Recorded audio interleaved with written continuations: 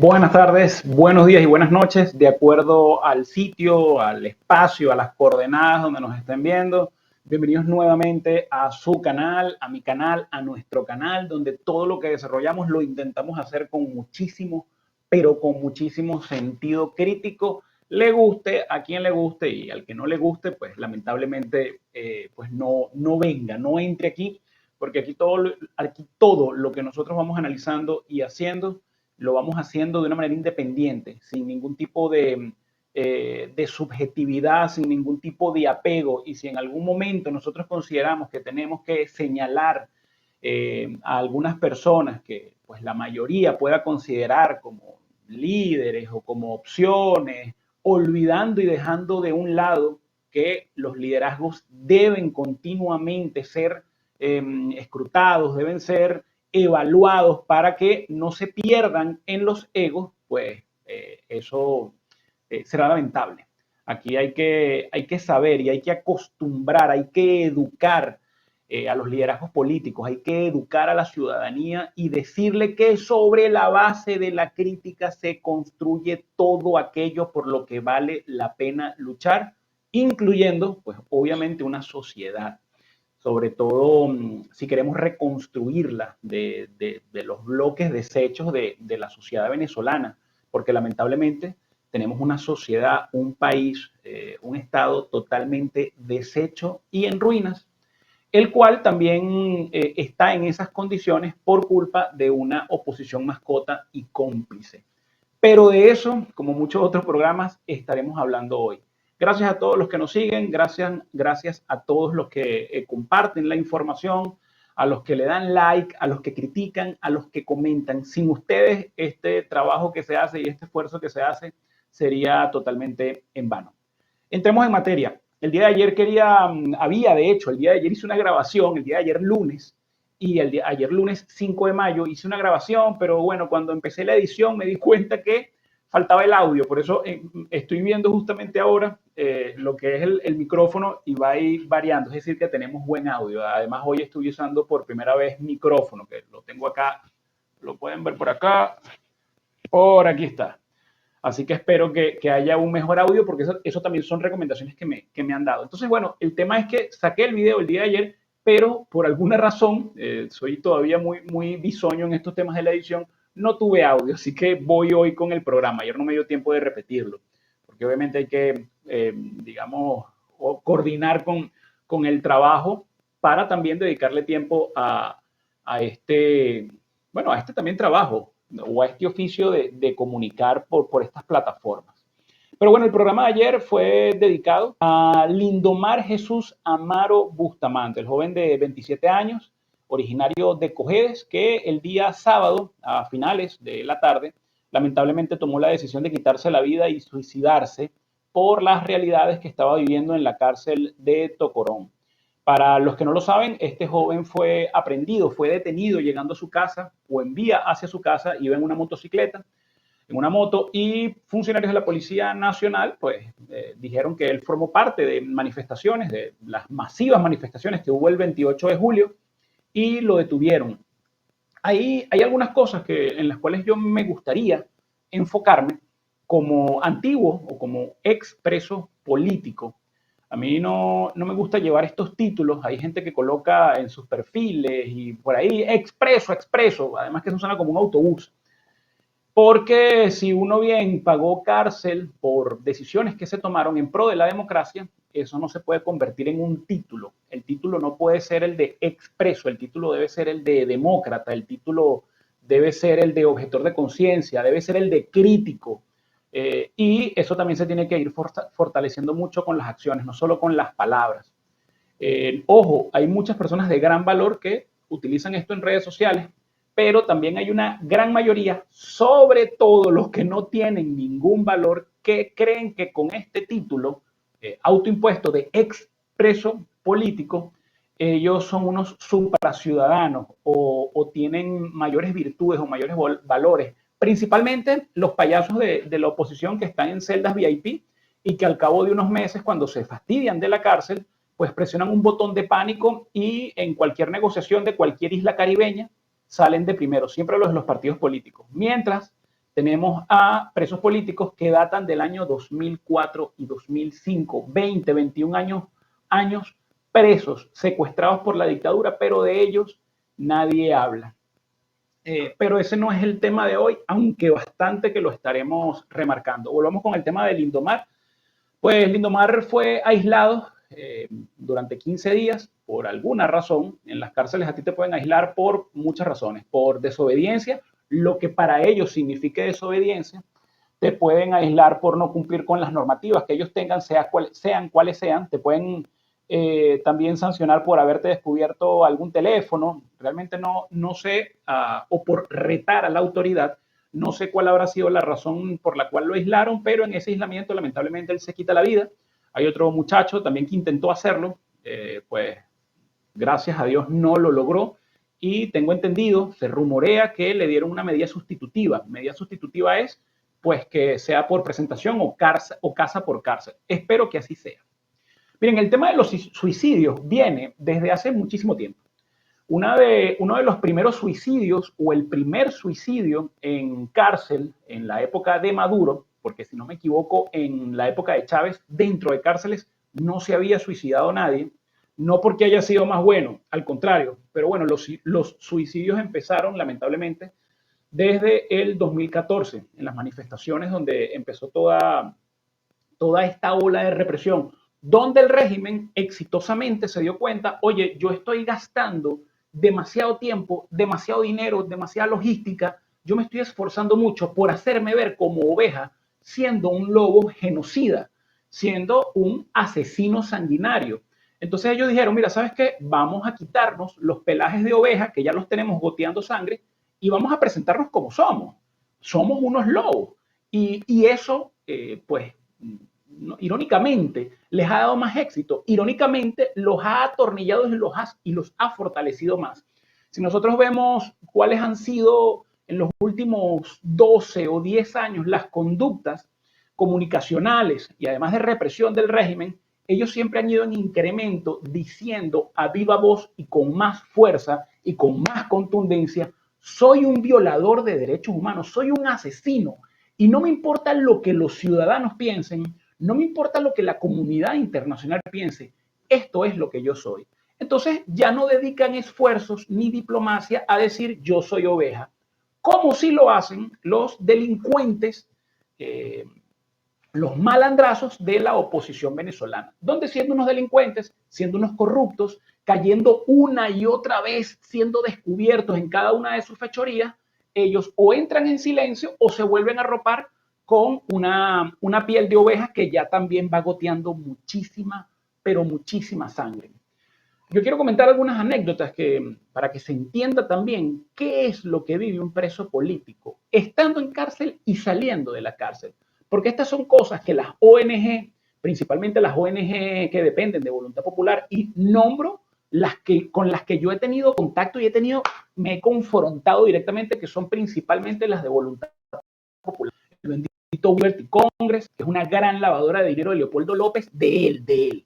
Y las ONG mascotas como la de Rodrigo Diamanti, de Mundo Sin Mordaza, como la de Víctor Navarro, que por cierto los familiares de los presos políticos están diciendo que intentan comunicarse con él porque viven y tienen obesidad mórbida, literalmente, viviendo de los presos políticos, pero son incapaces de atender a los familiares.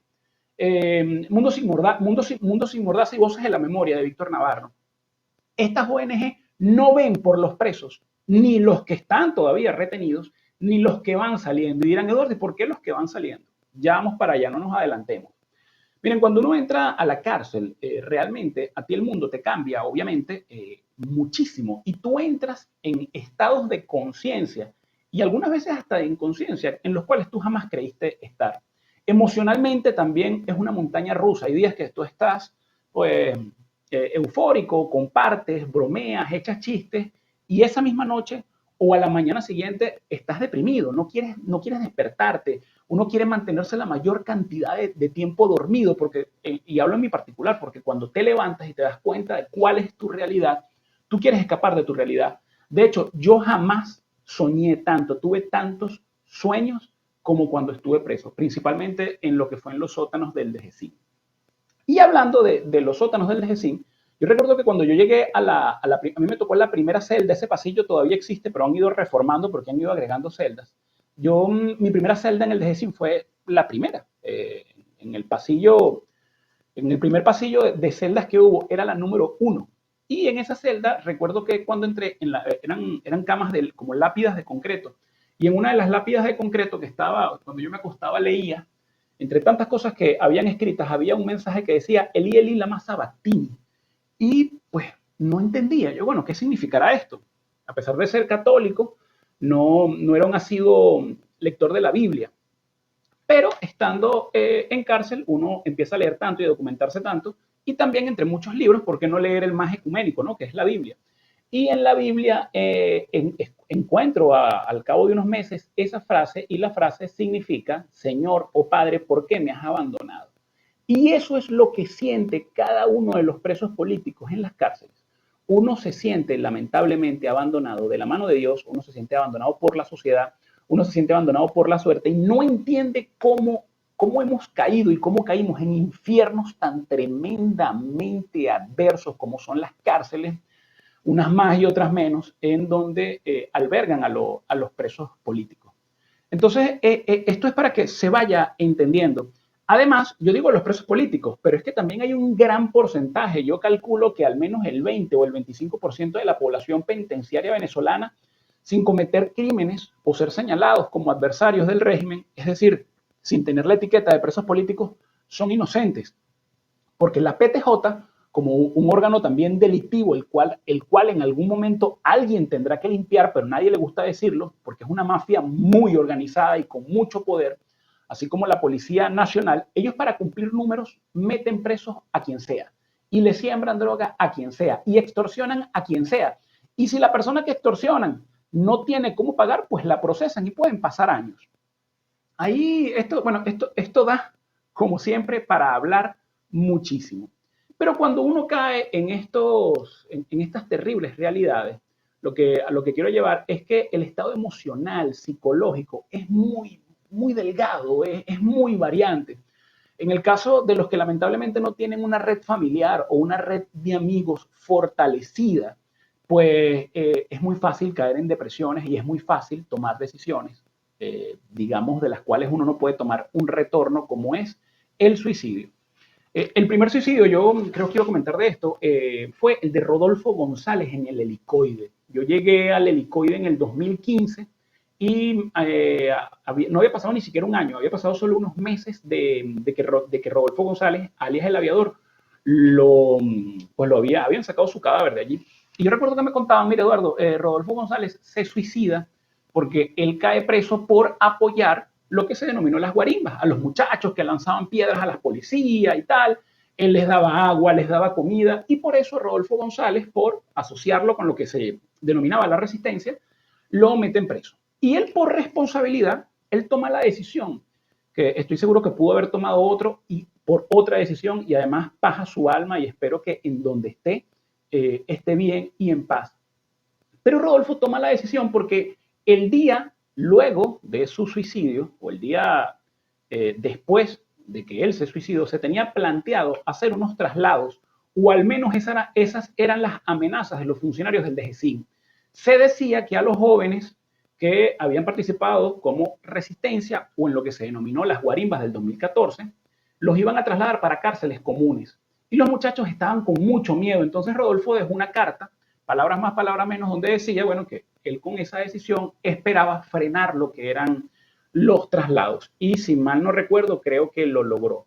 Entonces, muy aparte de que fue una decisión triste y lamentable para una persona con un perfil, y cuando uno lee sobre Rodolfo González, es increíble el valor humano, profesional que tenía y que sigue teniendo, porque muchos los recordamos.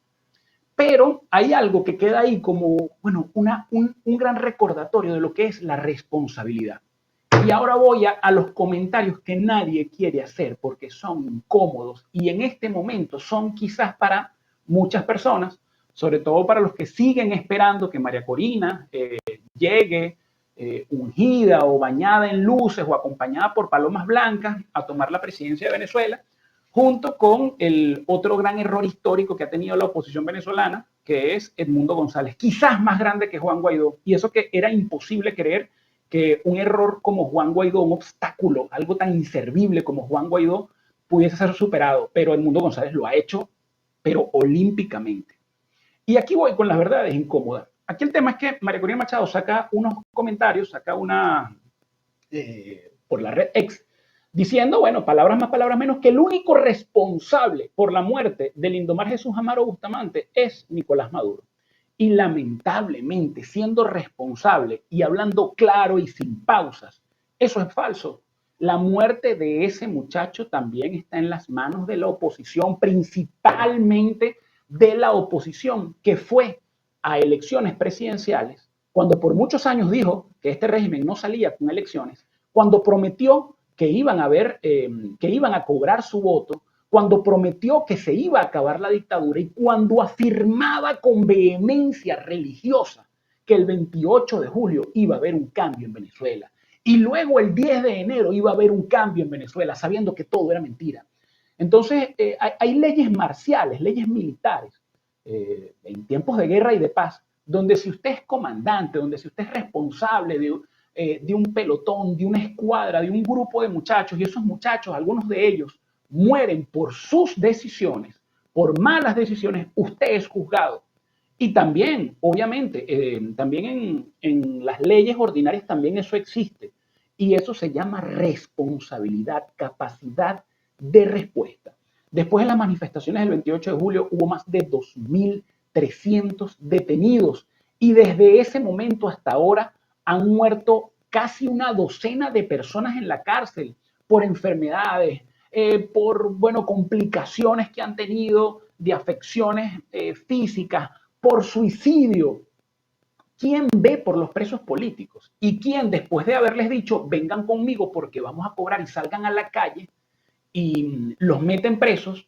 Pues ¿quién ve por ellos? Porque a mí me sorprende, yo insisto, yo no sé quién asesora a María Corina Machado, pero cada vez que ella sale diciendo es que tengo 300 días sola, es que tengo 200 días sola, es que tengo 100 días sola y no hablo con nadie y bueno, y es que estoy aislada. María Corina, ¿por qué no hablas con la mamá, con la madre, con la familia de Lindomar Jesús para ver si, no sé, es que tu condición es más apremiante o requiere condolencia más allá o en mayor nivel que la de los presos políticos que están viviendo infiernos? Edmundo González, que está recorriendo el mundo, además que lo recorre en silencio, que almuerza en cuanto restaurante de Madrid y del mundo existe, que se acuesta con sus seres queridos, ellos estarán en condiciones más desfavorecidas, porque insisten en hacerlo ver como que están en condiciones desfavorecidas, en condiciones precarias. Y eso es una falsedad. Y si usted tomó la decisión y si usted quiere ser responsable y decir, miren, yo tomé la decisión de ser líder de un bloque opositor en un país en dictadura, entonces usted también tiene que conllevar esas consecuencias, también tiene que estar dispuesto a llevar las consecuencias. Y si usted le dijo a la población, a millones de personas que votaron por usted, que salieran a las calles, entonces, al no darse eso, usted tiene que dar la cara por ellos. Porque en este punto nadie ha dicho, mira, régimen, vamos a reunirnos, vamos a hablar, suéltame a esos muchachos y yo me entrego. ¿O es que la cárcel de 2.300 personas es más importante, o el perfil de 2.300 personas, todas unidas, es menos importante que el de Edmundo González o el de María Corina Machado? No lo entiendo. Es que el dolor de 2.300 familias es menos importante que el dolor o la preocupación que puedan tener los familiares de Edmundo González o de María Corina Machado porque están en la clandestinidad o porque están fuera de Venezuela en el terrible exilio que están viviendo. Eso no se entiende. Y hay algunas personas que dirán, bueno, Eduardo, ¿pero qué quieres que se entreguen? Es una de las opciones, por supuesto. Porque si, repito, yo que viví y estuve 4 años preso, si usted tiene responsabilidad y usted no logró los objetivos, usted tiene que decir, bueno, mira, entonces yo tengo que buscar la manera de mediar para que las personas que me siguieron con lealtad, ciegos de la efervescencia que yo estaba vendiendo, yo tengo que ver por ellos. Porque, repito, en este punto, todavía María Corina y el mundo no han dicho, mira, vamos a hacer un corredor humanitario, vamos a hacer una mesa de negociaciones cierta, donde yo ceda lo que tenga que ser para que las personas que participaron en las manifestaciones instadas por mí salgan en libertad y basta, y paren los suicidios, y paren las muertes, y paren las detenciones. Eso es responsabilidad. Yo sé que esto es incómodo y que a algunas personas le pique, y al que le pique, que se vaya rascando, y el que no le guste, fuera de mi canal. Absolutamente. Yo les pido, si usted es chavista o si usted considera como un ser lleno de luz, infalibles, líderes absolutos y resolutos de oposición, Edmundo González y María Corina Machado, y uno por usted, por decidir que ellos tienen esa condición, no acepta que sean criticados y que sean escrutados y que sean señalados por sus responsabilidades, absolutamente se lo digo y con muchísima fuerza y contundencia, váyase de mi canal, vaya a ver a Franklin Virgües, vaya a ver a Carla Angola, vaya a ver a cualquiera de estos tarifados que tienen los bolsillos llenos de dinero por vender esos potes de humo. Miren, continuamos con esto. Quiero leer la noticia de lo que ocurrió. Voy a compartir pantalla, permítanme un momento. Voy leyendo un poco. La muerte de Lindomar Amaro, de 27 años, es la sexta que sucede bajo custodia del Estado venezolano desde el año pasado. Y bueno, acá se explica, otro preso político de Maduro pierde la vida en prisión y hablan de el Comité por la Libertad de los Presos Políticos Venezolanos, que además tengo algunas críticas para ese comité. Amaro había sido recluido al menos 15 días en una celda de castigo, utilizada por el penal para aplicar tortura psicológica. Y salimos por acá. Bueno, aprovecho y hago la fe de errata porque yo había dicho que eran 12 presos políticos, o al menos cerca de una docena de presos políticos que se habían suicidado desde las elecciones del 28, pero es falso. Son 6, es media docena, que también es un promedio altísimo. Miren, contrastando con esta noticia, también, bueno, lo que son las realidades, ¿no? El día de ayer también fue ingresado de emergencia Edmundo González en España. Y ya les voy a hacer el contraste. Yo voy a colocar por acá la noticia y luego de leerles, luego de decirles qué es lo que ocurre, les comento por qué el contraste. Miren, Edmundo González fue hospitalizado en España por complicaciones médicas. Luego, bueno, acá se dice que el presidente electo de Venezuela fue ingresado por algunas complicaciones de tensión. Y luego Edmundo González envió un mensaje, que acá se los leo, donde dice: quiero informar a todos los venezolanos que he sido hospitalizado debido a un episodio súbito de tensión, de baja tensión, declara González Urrutia en un mensaje divulgado en sus canales oficiales. Y también dice: agradezco la excelente atención que he recibido por parte del personal médico y de enfermería. Mi familia y mis compañeros de lucha y yo nos sentimos tranquilos de saber que estoy en buenas manos. Y acá viene lo que yo quiero decirles de lo que es contrastar las realidades. Él se siente tranquilo porque está en buenas manos, porque está siendo atendido en hospitales de países del primer mundo. Ahora Edmundo González sabrá o él considerará que están en buenas manos los presos políticos. Bueno, creo que en este momento quedan cerca de 1000, de los 2300, creo que van quedando cerca de 1900 y algo. Él no sienten un poco de resquemor, no sentirán un poco de vergüenza al decir, bueno, estamos tranquilos porque estamos siendo atendidos y estamos en buenas manos. Justamente cuando el cadáver de Lindomar Jesús, no sé si ya había sido enterrado, personas que están muriendo justamente, presos políticos, y que lamentablemente si las condiciones siguen igual y nada indica que vaya a cambiar, todo indica que seguirán teniendo complicaciones médicas, porque el preso político no recibe atención médica. La orden continua es: no se les dé atención médica a los presos políticos. Y cualquier tontería, cualquier uña encarnada, y lo digo por mi caso, puede convertirse en una cercana gangrena y puede convertirse en una complicación que lo lleve a usted a la tumba, un dolor de muela, por darle un ejemplo.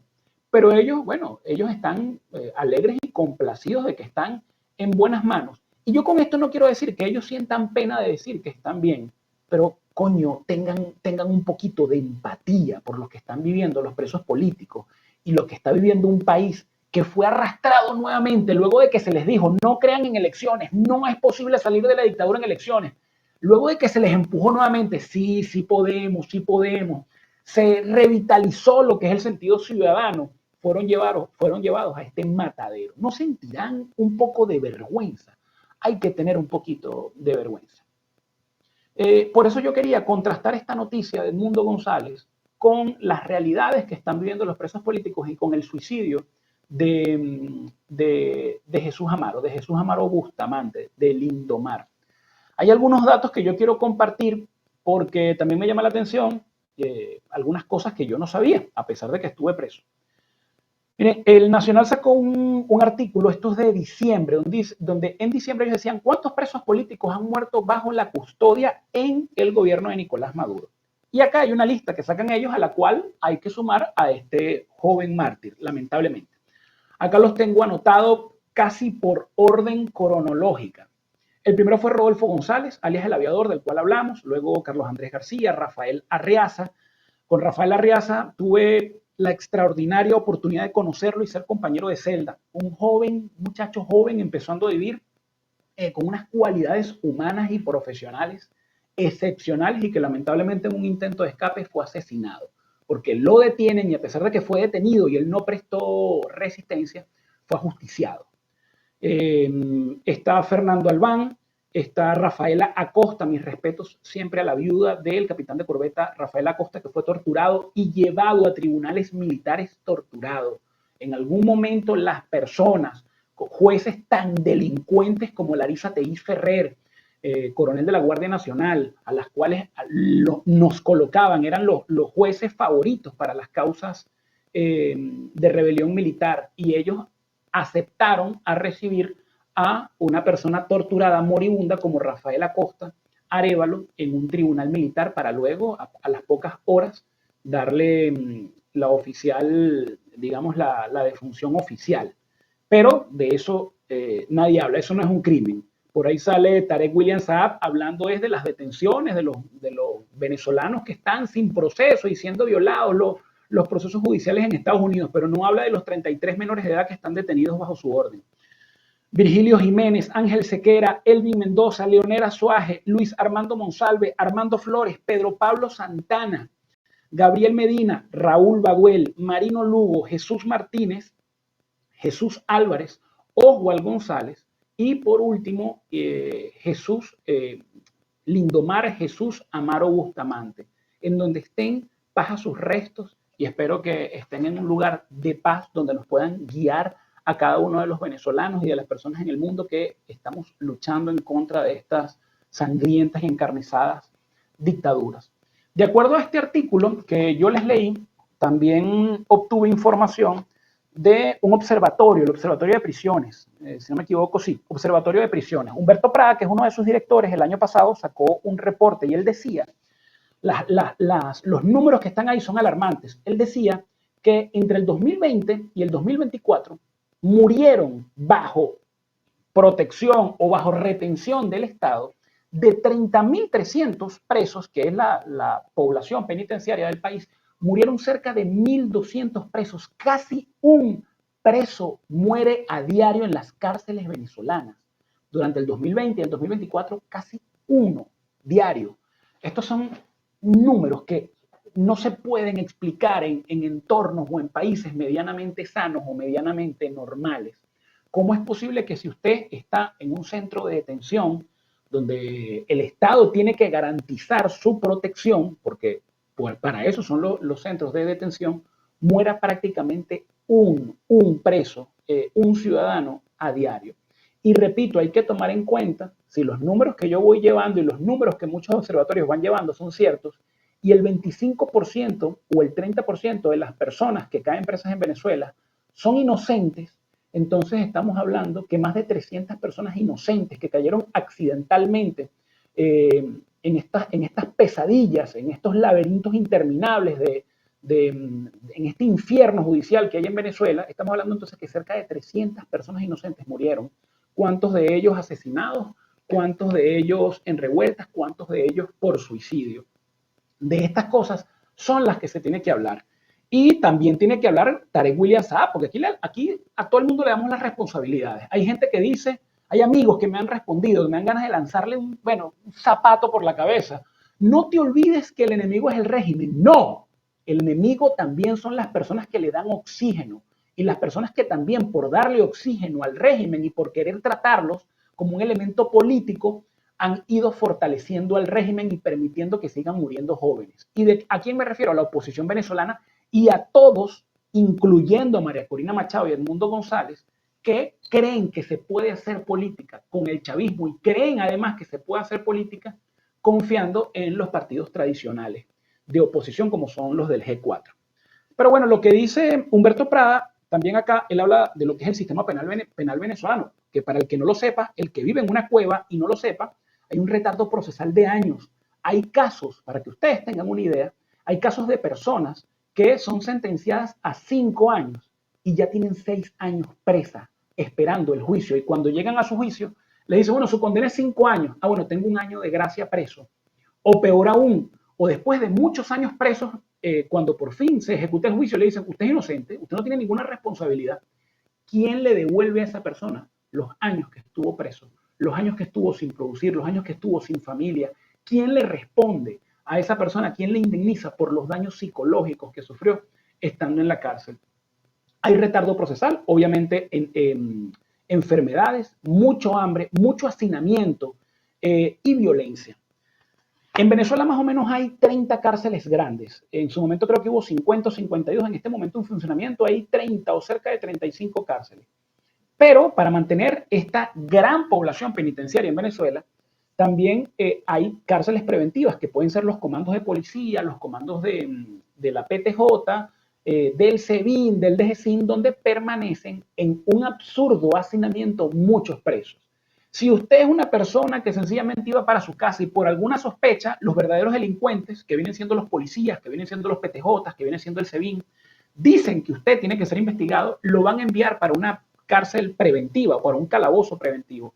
Y estos son calabozos de 4 o de 6 metros cuadrados, donde puede haber hasta 50 personas, donde para usted sentarse tiene que turnarse para que unos se agachen y otros se levanten, donde tienen que guindar sábanas. Le decían en las cárceles por donde yo pasé, las aéreas, sábanas para entre barrote y barrote, bueno, poder elevarse un poco, donde el calor es desesperante y donde usted tiene que, bueno, poner a su familia a que le envíe comida. El infierno que vive un preso y los daños psicológicos que vive un preso, sea político o no, yo pudiese decir que son irreversibles porque siempre quedan las cicatrices. Y hablando de las ONG, que yo digo que no los acompañan ni antes ni después, porque sobre todo en el caso de los presos políticos, muchas personas llenas de luces, politólogos, bueno, personas con un perfil profesional increíble, personas con un valor para una posible reconstrucción de Venezuela en un futuro, salen con disfuncionabilidad, es decir, salen tan afectados que no vuelven a ser funcionales, salen tan afectados que luego también mueren por enfermedades o consecuencias médicas, digamos, contraídas dentro de las cárceles o por consecuencias psicológicas. Por solo nombrar un caso, el caso de Vasco da Costa. Pero también hay personas que emocionalmente y mentalmente no han podido recuperarse por más de que tienen una red sólida de amigos y de familiares. Pero de eso nadie habla, porque eso no hace, digamos que no vende para que estas ONG cómplices de voluntad popular principalmente, de todo el G4, sigan haciendo bailoterapias y sigan haciendo reggaeton terapias en Miami y en España y conciertos y cuanta estupidez se les ocurre a nombre de los presos políticos sin que a los presos políticos les llegue nada. Hablar de los que salen perdiendo, bueno, deshumanizándose hasta cierto punto, pasando grandes vicisitudes para poder volver a ser la persona que fue antes de estar preso, de eso nadie habla porque eso no vende. Y si vende, bueno, sencillamente harán lo que han seguido, lo que han hecho muchas personas como Víctor Navarro, que hizo un concierto el año pasado, que es hacer concierto en nombre Sinfonía de la Libertad y el dinero se desaparece financiando su partido o, bueno, la cantidad de beneficios que tiene y los viajes por el mundo y mantener, obviamente, bueno, el estado físico en el que él está, que es una obesidad. Y ojo, no señalo aquí a nadie por obeso, pero si usted la comida que se gana y lleva a su boca, marcado, además, si es en exceso, en nombre de la miseria de los presos políticos, bueno, usted será señalado por cada pedacito de pan que usted se coma. Esa es la verdad. Tenía algunas cositas por acá. Que también yo iba a hablar de algunos comités de familiares de presos políticos con los cuales tengo mucho contacto y muchos familiares hablan conmigo y me dicen, Eduardo, algunos me dicen Figueroa, algunos me dicen Teniente, me dicen, Eduardo, aquí esto es terrible porque acá también hay un clientelismo dentro de lo que son los familiares de los presos políticos y los presos políticos. Hay familiares que son serviles, que son peones, que son esclavos, que son mascotas en los partidos políticos, y a pesar de que su familiar está en cárcel, bueno, sufriendo complicaciones inenarrables, bueno, esta persona vive la dolce vita y va haciendo lobby para que los familiares de los presos políticos no prescindan de esa falsa representación que hay. Es decir, aquí muchos de los partidos políticos de oposición, y hago énfasis, siempre, principalmente de voluntad popular, ordenado directamente por Leopoldo López, ellos se tomaron la causa de los presos políticos como si ellos hubiesen sido nombrados y fueran los autorizados para hablar por ellos. Y es por eso que reciben y tienen tantas ONG y reciben tanto dinero. Y cuando los familiares de los presos políticos intentan organizarse para crear otras vocerías, algunos familiares que son ahí colocados y sembrados, pues van en la intriga, como espías, ellos van dinamitando este tipo de iniciativas. Por ahí vi una concentración que hubo de familiares de presos políticos que además cada día van menos porque también tienen miedo, están amenazados entre el régimen por ser detenidos y hablar y decir lo que viven sus familiares, y también están amenazados, literalmente amenazados, por muchos grupos de oposición y ONGs que le dicen: si usted hace tal denuncia o usted habla mal de la gestión que nosotros hacemos, no va a tener defensa legal gratuita. Todo esto está documentado y en algún momento esas personas son las que van a necesitar algún tipo de atención o de asesoría jurídica, y no habrá ONG metiendo la mano por ustedes para que sea gratuita. Así que los que están todavía en ese punto, disfrútenlo, porque en cualquier momento cambia la situación. Si el mundo es medianamente justo, cambia la situación. Pero en estas concentraciones, a mí lo que me llama la atención es ver personas que colocaron un cartelito que dice: yo sigo la ruta. Y una de esas personas es la hija del general Baduel. Yo no quiero entrar aquí y pisar en jardines incómodos o en debates, pero como algunos familiares de los presos políticos se prestan para andar con cartelitos que vienen de iniciativas y que vienen de campañas de la oposición venezolana. Oposición que ha traicionado una y otra vez a los ciudadanos, que ha traicionado una y otra vez a las causas que han llevado a la cárcel. Entonces yo sigo la ruta. Bueno, yo sigo la ruta es: sigan ustedes cayéndose a palo en las negociaciones en República Dominicana, en Noruega, en Suiza, en España, en Estados Unidos, bueno, en cualquier isla del Caribe, sigan ustedes cayéndose a palo en negociaciones para que solo liberen a miembros de partidos políticos. Yo sigo la ruta. Sigan ustedes la ruta de personas que sin responsabilidad llevaron e instaron a miles de personas a que salieran a las calles para luego decir: bueno, coño, como dijo María Corina, coño, yo no sé cuándo termina esto, pero antes tú decías que termina el 28 de julio. Eso es responsabilidad. Y también insto a los familiares de los presos políticos que vean esto sin entrar en ningún tipo de debate. Y el que quiera caerse a debate, yo lo invito que se venga para acá y nos conectamos y hacemos un debate, que yo tengo aquí un expediente pues al dedillo, al detalle de cada uno. Yo insto a los familiares, como siempre, a que creen vocerías autónomas, vocerías electas, tanto por los familiares como los presos políticos, para que se acabe la verbena que hay, la vendimia que hay sobre la miseria de los presos políticos, y entonces ellos tengan una representación cierta que realmente tenga cómo negociar y busque la manera de cómo negociar en favor de los presos políticos. Bueno, esto por hoy, me alargué mucho, pero realmente estos temas a mí me mueven, me arrechan y me frustran, y bueno, son temas a los cuales hay que dedicarle la seriedad pertinente. Espero, a pesar de estas noticias que hemos tenido, espero que tengan una excelente semana, y si no la tienen, recuerden, siempre hay soluciones. A los más escabrosos problemas que usted tenga, siempre va a haber soluciones. El suicidio, la depresión no puede ser una opción, es una puerta de escape. Hable, comente con sus familias, comente con sus amigos, fuerza y apoyo a los presos políticos, sea por redes sociales, sea por cartas, sea por lo que sea. Si usted tiene un poquito de... Bueno, yo he conocido mucha gente que dice: Eduardo, ¿cómo apoyo a la causa de Venezuela? Busque a familiares de los presos políticos, mándele una carta a un preso político, tuitee, apoye de alguna manera. Si usted puede comprar una caja de Atamel, mándela a un familiar de los presos políticos. De esa manera usted contribuye a la causa de Venezuela. Un fuerte abrazo, que tengan excelente semana y recuerden la frase, esta espectacular frase que yo últimamente la voy usando mucho de Mario Moreno Cantinflas. El primer deber de cada ser humano es ser feliz y el segundo deber es hacer feliz a los demás. Que tengan excelente semana.